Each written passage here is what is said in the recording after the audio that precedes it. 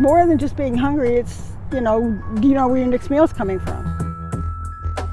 I really just wanted to give up.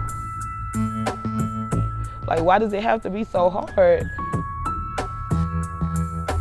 From WFAA in Dallas, Texas, this is Newsish. One episode, one topic, profiles of hunger. A story that's based on the reporting of R. David Schechter. Let's go. Okay, you want me to say this now? This is Newsish. Newsish. Newsish. Woo. Can I practice just one The time? podcast all about What's making news? what's making news and how the news gets made. with Sebastian Robertson. There's ice cream everywhere, and you need to hurry because it's melting. And Chance Horner. Dropping a dead fish onto the table. This is Newsish. I can't even read. I'm done. What I love about the podcast that we do is being able to bring in people that work at any level of the business and kind of hear their process of how their day works, how they put news together. I think it's a great outlet for some of these stories that would have otherwise died to hear, like I keep coming back to the Dan Rather episode, but it's like, hey, Dan Rather, come on, but tell us about some of the frustrations you've had in meeting deadline, that kind of stuff. And it's opportunities to get a little bit more in-depth on some stories that we normally can't on television. So what we wanted to do this time for what will be the last episode of 2016 is we're going to devote the entire episode to one topic and one reporter that covered that topic. And the issue is poverty, right? But that's a huge topic. I mean, how do you cover poverty? That's ridiculous. David Schechter took on that challenge. And David, talk to, I guess, how this is different than like a regular day of news assignment. I think to start off with, our company, Tegna, which owns 10 television stations in Texas, decided that they wanted to shine a light on poverty, and particularly child poverty. And so And they did a lot of research about this, right? It's very focused, a lot of research, a lot of statistics, and a campaign for all of us to share our stories and share these statistics with the audience, because now is the time of the year when we think about poverty and what people don't have and that people are hungry. But we wanted to do it in a way that was, I think, would make you pay much more attention. And I think specifically we're talking about children and children that are hungry. And there's so many of them in our communities that we don't realize. One of the things that came out of the research was in Dallas County, a third of children live in poverty. Wow. Which is mind-boggling. How do they define poverty? Well, there's an official government definition about how much money your family makes per the number of children that you have. And I don't know what the statistic is off the top of my head, but it's shockingly small amount of money, which above it is like, well, now I guess you're not in poverty, but it would be to anybody else that you are. So I'd like to share with you guys some of the people that we met in the course of our reporting. We use this technique we use occasionally called two chairs.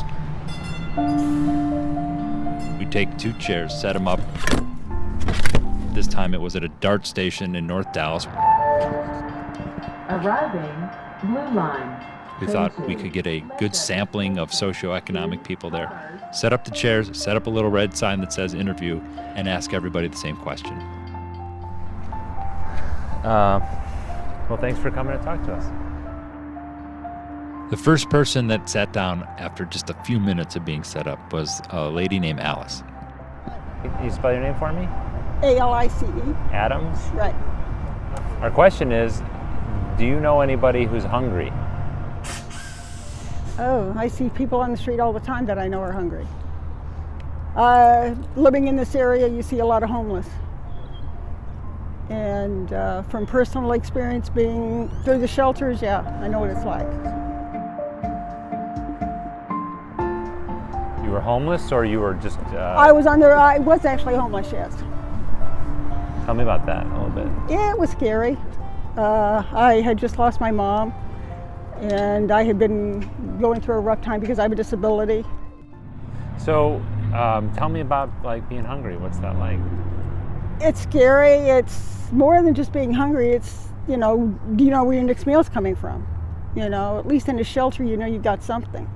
But sometimes you do wonder if you're going to have a next meal or if you're going to be home. It's scary. It's living from one day at a time. That's all you can do. It's hard to put into words. I've been there. You're frightened. You're stressed. You're totally stressed the whole time. Well, especially with the holidays, I'd say give where you can, especially to those that need it the most, because I know so many of them would be grateful. And you never know what your neighbors, you don't know what your neighbors are going through. Because, even ones that have homes sometimes can be hungry. We don't know.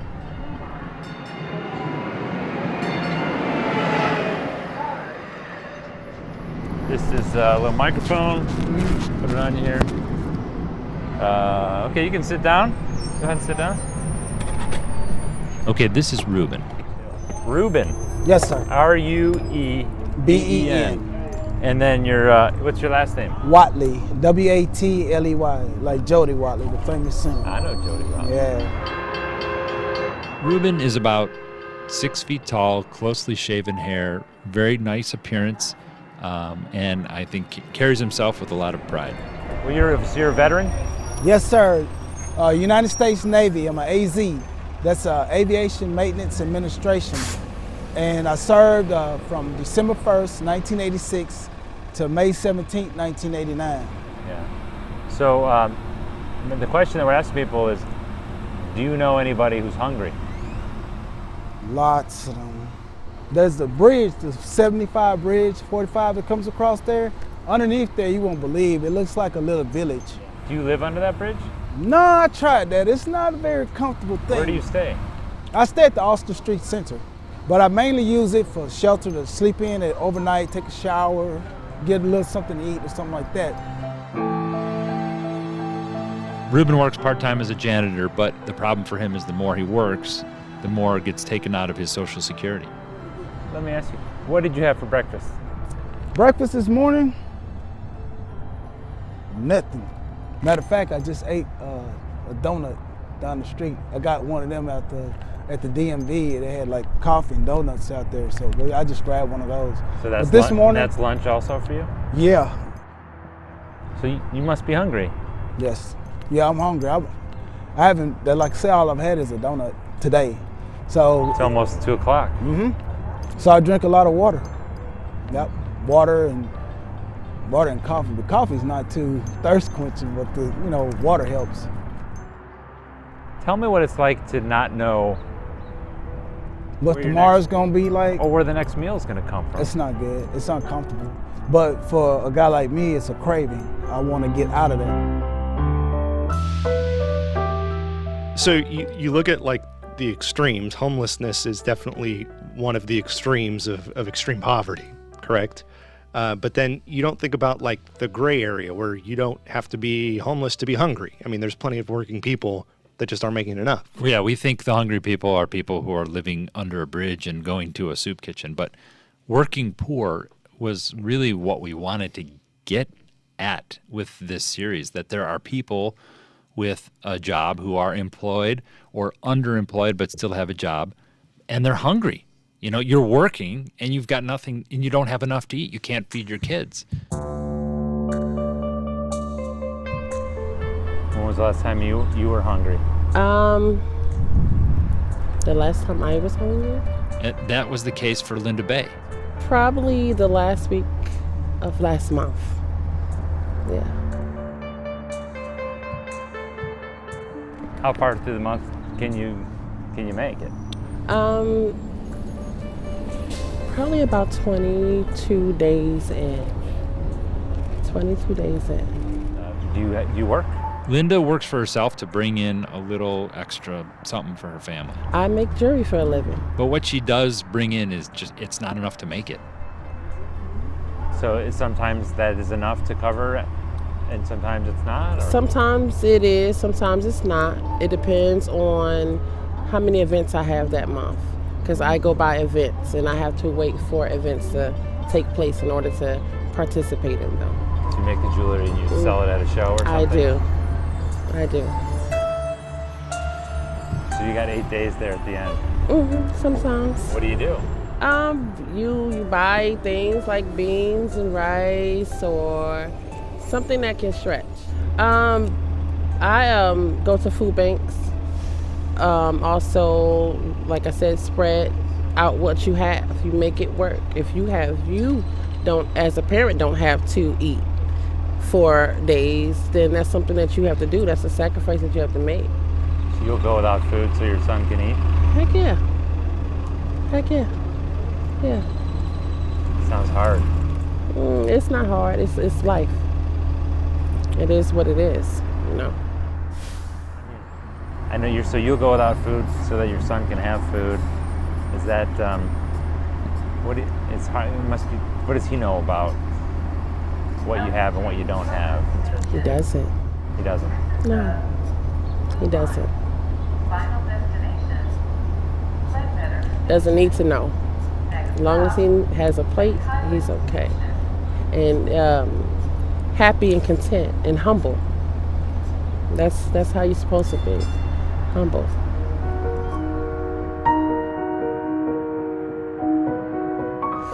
Have you gone through cycles where things have been better, things have been worse? Yeah, I have. It's I see it getting better, definitely, for sure. I see it getting better. You seem very calm about all that. I guess that would lead a lot of people to, they be insecure to not know if you're gonna, how you're gonna eat at the end of the month.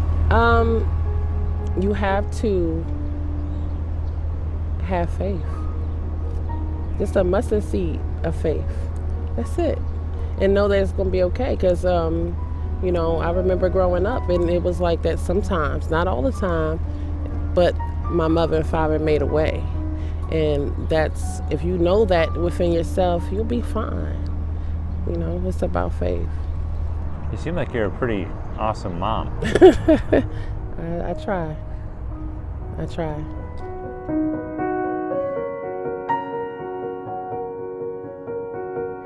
So in this project, you were able to gather a lot of statistics, and the one that stood out was a third of children in Dallas proper are in poverty. Dallas County, 1/3 of the children in poverty. So how does that work in surrounding areas, I guess suburban areas or areas that border Dallas itself? I think that's another finding that is impactful, that you think the kids who are hungry and living in poverty are in the inner city. The numbers for child poverty are up in what you consider to be suburban counties. In Denton County and Collin County, Tarrant County, child poverty is on the rise in all those places. So I think one thing we talked about while we were gathering this is that the line between homeless and not, from being hungry and not, can be pretty thin. A life event can change things dramatically. You'd be one family emergency away from being in poverty, one trip to the emergency room, one lost job, one missed check. And that's the case for a lot of people. Tanika Malone is spelled T-A-N as in Nancy, E-K-A. Malone is M-A-L-O-N-E. Tanika is fantastic. She sits down. She's so put together. Her hair is pulled back. She's a lot of pride. You would never think that she had recently been homeless. Do you know anybody who's hungry? Yes, I was once that person that was hungry. It ended in September of this year. We finally found a place. Actually, my son was able to get an apartment, and he had found a job. I just became employed within the past 3 weeks, really. Tanika's life now is trying to claw her way out to the other side. So we stay in a small one-bedroom apartment. It's 5 of us in there, and it's still a struggle some days, with making sure that we're meeting our needs, but through the grace of God, we are making it. We are maintaining. When kids get out of school, they always want to come and have a snack, but sometimes your snack and dinner is one. We have very little. There's times that I didn't eat at all just to make sure that they had what they need. And my boys play football, so just imagine those hungry boys coming in, but they're very humble. This experience has taught us to be humble. We're very appreciative to things and very grateful for, the fact that we still have our righteous mind. We didn't lose it in the process. And there was several times that I really just wanted to give up because I just was like, I don't know how I'm gonna explain this to these kids. Talk about there's homeless, and then you got people we call working poor. People who are working and don't have enough to make ends meet, and it sounds like you kind of were on the edge of that. Yeah, I have been in a combination of both. So the perception of people thinking you're homeless means you're dirty, you're hungry meaning you're dirty. Sometimes the working people are hungry too, and they're not able to meet ends meet like other people because the jobs are maybe not paying enough, or whatever situation has brought them to that. It's not always that someone was lazy or they don't want to or they didn't try. It's more the people that are trying and working and doing the best that they can, and you know, life challenges happen.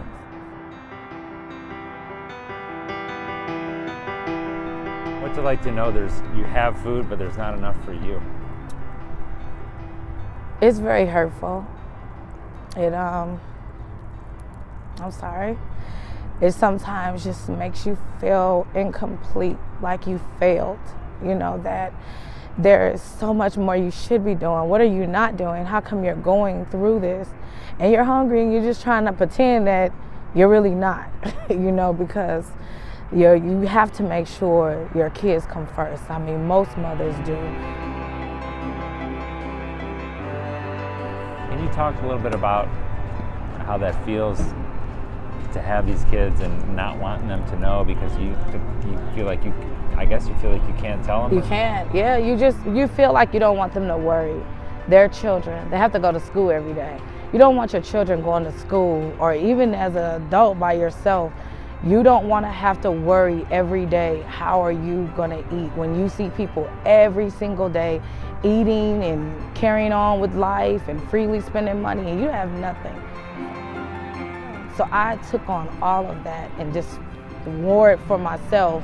And I just wanted them to just go to school and do right. When my son graduated this year, I was so happy that even though we spent all of last year being homeless, he still managed to graduate. That's awesome. That's him right there. When did you become aware that she was maybe not eating so that you could eat? See, we know our mom so much, so it's like it's instantly, like we know, like she think we don't know, but we know that she's not gonna eat. Say we eat partial, then we gotta save some for our mother. See, she used to lay down and just go on her phone, and we know, especially on the mother's face, that it's not right. So we asked Mom, what do you want? What do you want? What do you want? No, I don't want nothing. So we saved her some food. We know that she gonna come in the kitchen later and gonna eat some food. Cause we're like, Mom, we saved you something. You know, she gonna come in and she gonna eat some food. The whole family eats regardless.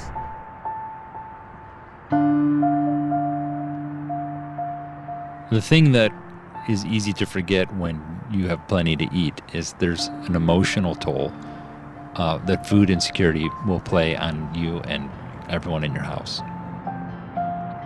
So there were several times that I just felt broken.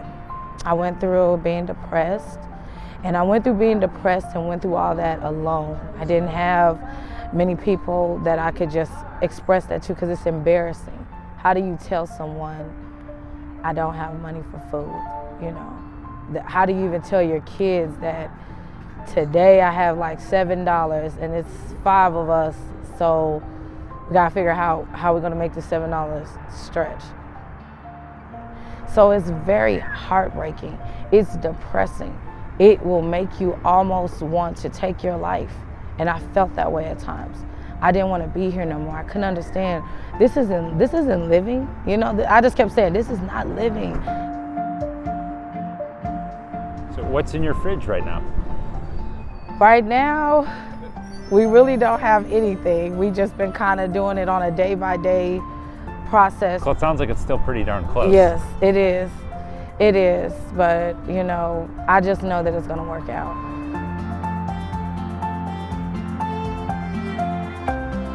I gotta say, you are super awesome. Thank you. Really Thank inspiring. Keep going, you know?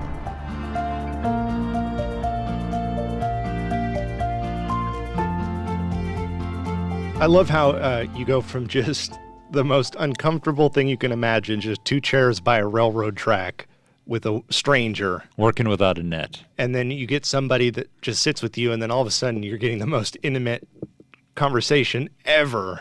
And nobody was ever anticipating this. Like, it's so weird but that's what's so great about it too, is the way it comes about. So you get these great stories of poverty and these great personal stories, and you want to take it a step further. So you say, forget the 2 chairs, forget the interview sign. We're going into somebody's life. We hooked up with Kalila. My name is Kalila Antonetta Thomas. At her home. I am 35 years old. It's a beautiful fall day. Neighbor, can y'all keep it down a little bit for me? Thank you. And she is awesome. I love her. I'm a talker, but not like on camera. You go inside. She's braiding her daughter's hair. You have to curl it tight and then grab it with your hands. Clearly a very loving mother. She has tryouts today for Lincoln High School's Purple Flash drill team. We asked her if she would come outside and sit on the porch with us, and that's where we did the interview. I have a husband. I've been married for 16 years. We have 5 kids. Only 1 boy, 4 girls. My son is a senior in high school. My next is a sophomore in high school. And then I have an 8th grader, a 7th grader, and a 5th grader. They're great kids. They're great kids. I mean, I fuss at them. They get in trouble like other kids, but I don't have any problems with boyfriends and girlfriends. We're not trying to have sex. So doing things in school, they pretty much have great grades. Some of them have a few 70s. They get you on punishment at my house. A 70, you're on punishment till next 6 weeks, because I think that's just average. And if that's all you're shooting for is average, you're not gonna have much in this world. So 70s, get your butt on punishment.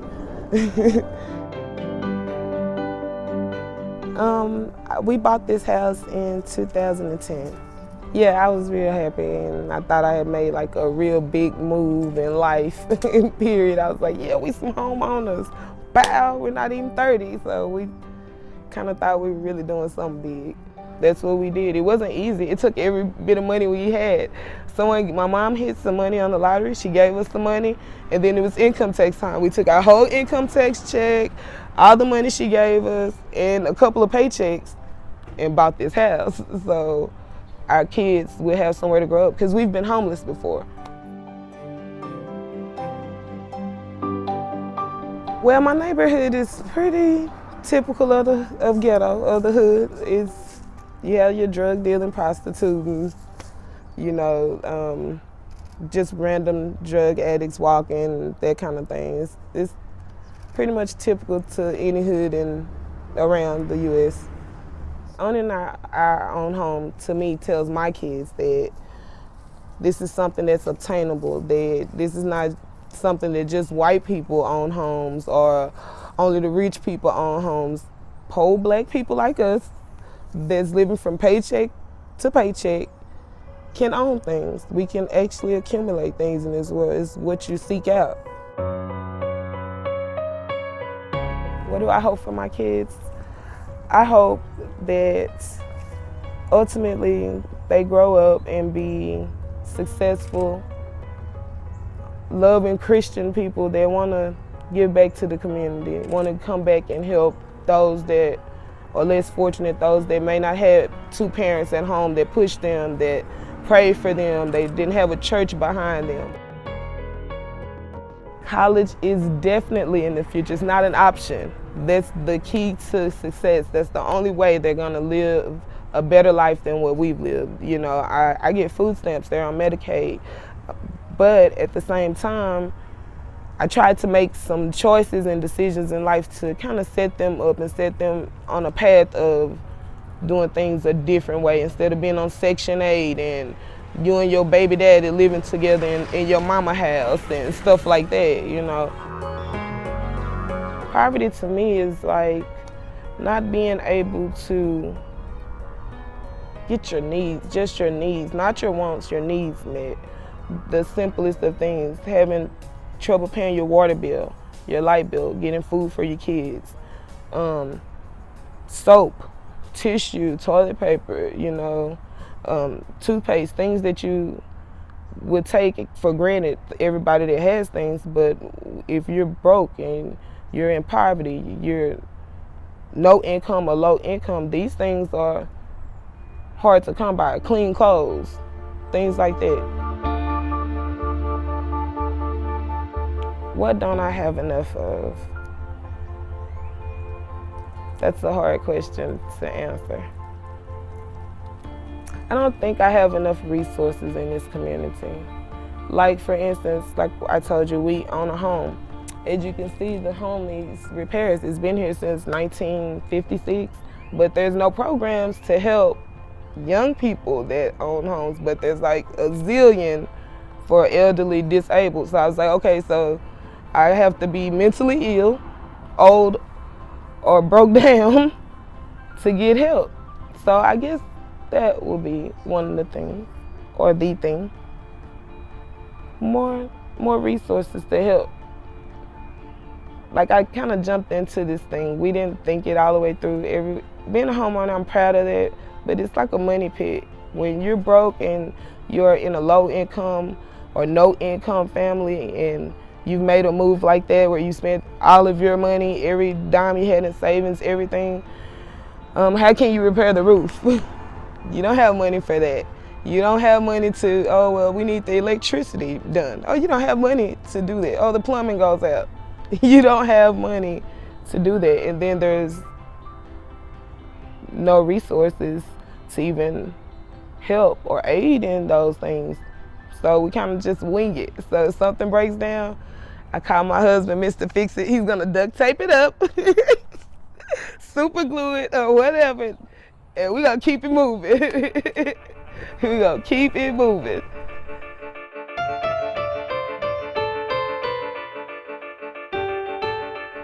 I just found out that I have lupus.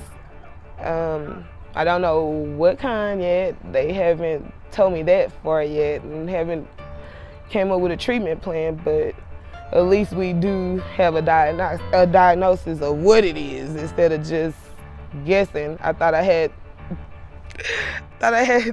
strep throat and all kind of things. I was like, okay, they said strep throat makes people break out in rashes, and so I thought I had strep throat. I thought I had staph infection and all kind of stuff.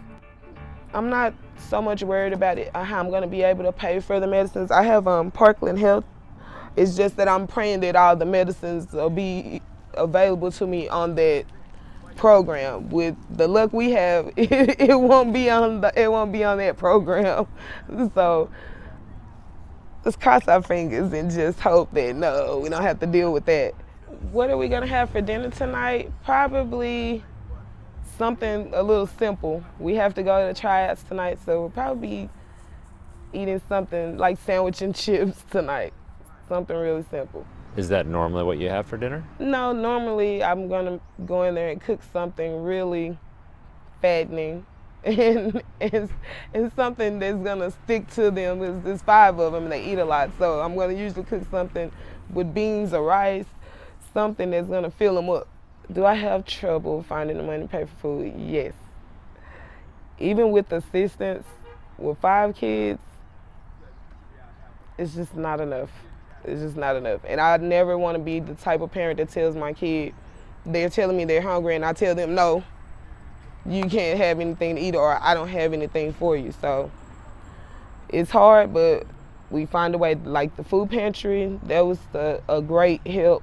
You know, some people are embarrassed and, kind of ashamed. They don't want to go. I'm like, hey, they gave me great food. We eat that food. It's not like the food is out of date, like they took it out of a dumpster or something. How do you feel about the summertime? I dread it sometimes. I dread it sometimes, but I love spending the time with my kids, but it is a drainer as far as money-wise. My bills go up. Cost of food, the whole thing is just like,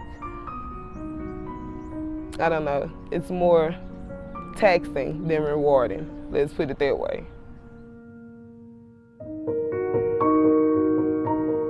I'm sure my kids know that they're poor.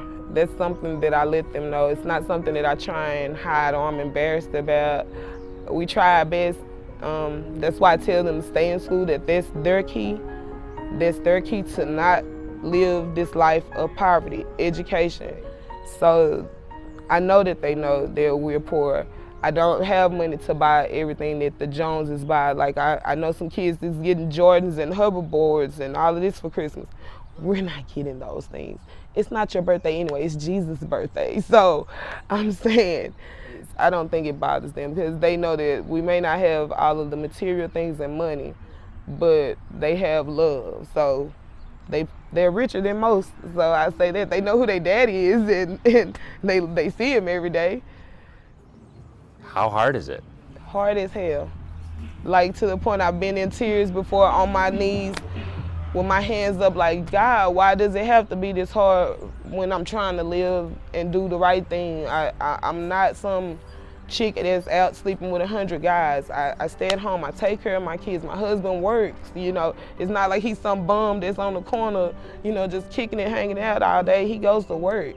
Like, why does it have to be so hard for us? Like, it's been times that I've questioned God, just questioned us. I'm like, why is it so hard for us? You know, I've cried, and all I know is this, is nothing that's worth having or nothing that's good is ever easy.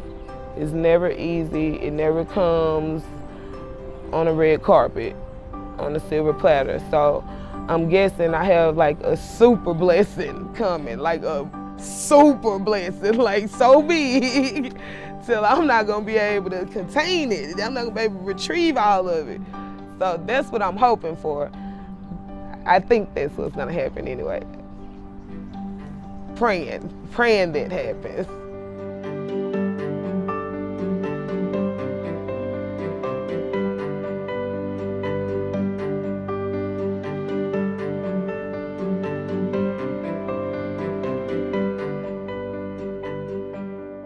So one theme that keeps coming up is gratitude, that you're raised in this environment and these mothers feel like their kids are more appreciative for what they have.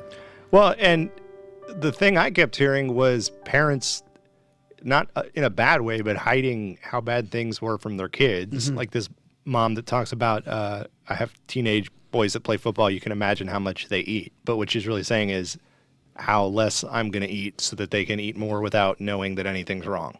That's pretty incredible. The mother's sacrifices for the kids were so touching. When they said those things, I was touched by it. And I do think that sense of gratitude, you heard that. Like, I'm just happy for what I have. And then I think about how much I have, how much I see every day, and the divide is immense, and it's not fair. David Schechter, thank you, sir. Thank you.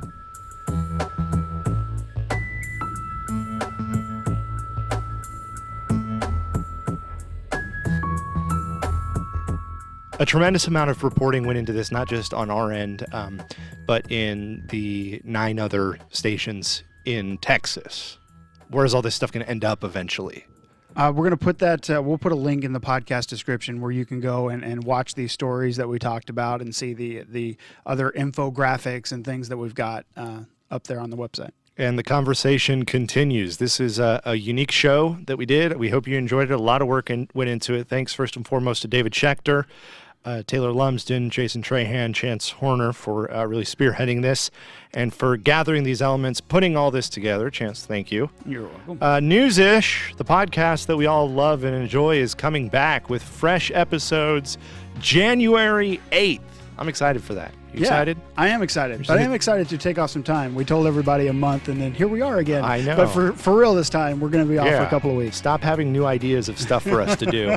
Okay, man, you're on vacation. You got to turn it off sometimes. I try. We're all new January 8th. Remember, we want to hear from you. Best way to get a hold of us, at Newsish Pod on Twitter. Or Facebook.com/Newsish Podcast. For Chance Horner, I'm Sebastian Robertson saying, as always, thanks for listening.